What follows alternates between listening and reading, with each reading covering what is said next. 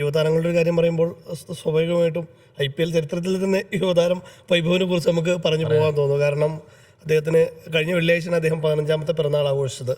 സ്വാഭാവികമായിട്ടും വൈഭവിൻ്റെ 15ാമത്തെ പിറന്നാളിൻ്റെ ഒരു പ്രത്യേകത എന്ന് പറയുന്നത് ഇനി വൈഭവിന് ഏജ് ബാരിയർ ഇല്ലാതെ ഇന്ത്യൻ സീനിയർ ടീമിൽ കളിക്കാമെന്നുള്ളത്. കാരണം ഇതുവരെ വൈഭവ 13ാം വയസ്സിലും 14ാം വയസ്സിലൊക്കെ റെക്കോർഡുകൾ അടിച്ചു കൂട്ടുമ്പോൾ ഭയങ്കര ചർച്ചയുണ്ടായിരുന്നു വൈഭവൻ എന്തുകൊണ്ടാണ് സീനിയർ ടീമിൽ എടുക്കാത്തത്. അപ്പോൾ ICC കഴിഞ്ഞ നവംബറിൽ ഇറക്കിയ പുതിയ ചട്ടപ്രകാരം 15 വയസ്സ് പൂർത്തിയായാൽ മാത്രമേ സീനിയർ തലത്തിൽ കളിപ്പിക്കാൻ പറ്റുള്ളൂ.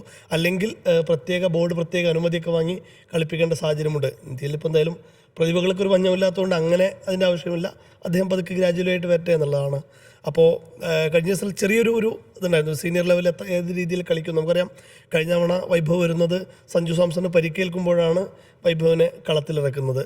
ആദ്യ പന്ത് തന്നെ അതിർത്തി കടത്തിക്കൊണ്ടാണ് വൈഭവ് IPL അത്രയും എക്സ്പോഷർ കിട്ടുന്ന അത്രയും സമ്മർദ്ദങ്ങൾക്ക് നടുവിൽ വെക്കേണ്ട ഒരു സംഭവം വൈഭവ് ഒരു ബൗണ്ടറി അടിച്ചുകൊണ്ടാണ് തുടങ്ങുന്നത് തന്നെ. പിന്നീട് ആ IPL തന്നെ അദ്ദേഹം IPL ചരിത്രത്തിലെ വേഗമേറിയ 2ാമത്തെ സെഞ്ചുറി നേടുന്നുണ്ട്. അതായത് ക്രിസ് ഗെയിലിൻ്റെ 35 പന്തിലെ റെക്കോർഡാണ് 30 പന്തിലെ ഗെയിലിൻ്റെ റെക്കോർഡാണ് 35 പന്തിൽ ഏകദേശം അടുത്തെത്തിച്ച് വൈഭവ് പൂർത്തിയാക്കുന്നത്. അപ്പോൾ അതിനുശേഷം ഇപ്പോൾ കഴിഞ്ഞ വേൾഡ് കപ്പിന് ശേഷം ഇന്ത്യൻ ടീമിന് BCCI നൽകിയ സ്വീകരണത്തിൽ വൈഭവിനോട് ചോദിക്കുന്നുണ്ട് ഇനി അടുത്ത റെക്കോർഡ് എന്താണെന്ന് എൻ്റെ മനസ്സിലുള്ള ആഗ്രഹം എന്താണെന്ന് ചോദിക്കുമ്പോൾ ക്രിസ് ഗെയിലിൻ്റെ 175 എന്ന ഇൻഡിവിജ്വൽ റെക്കോർഡ് തകർക്കുക എന്നുള്ളതാണ് ആഗ്രഹം എന്ന്. അപ്പോഴും ചിലരെങ്കിലും ഇതൊക്കെ തകർക്കാൻ മാത്രമേ ഇവനായോ എന്നൊരു തോട്ട് വന്നിട്ടുണ്ടാവും. പക്ഷേ ചെറുക്കം തകർക്കും. ആ രീതിയിലാണ് അദ്ദേഹത്തിൻ്റെ കളി എന്ന് പറയുമ്പോൾ.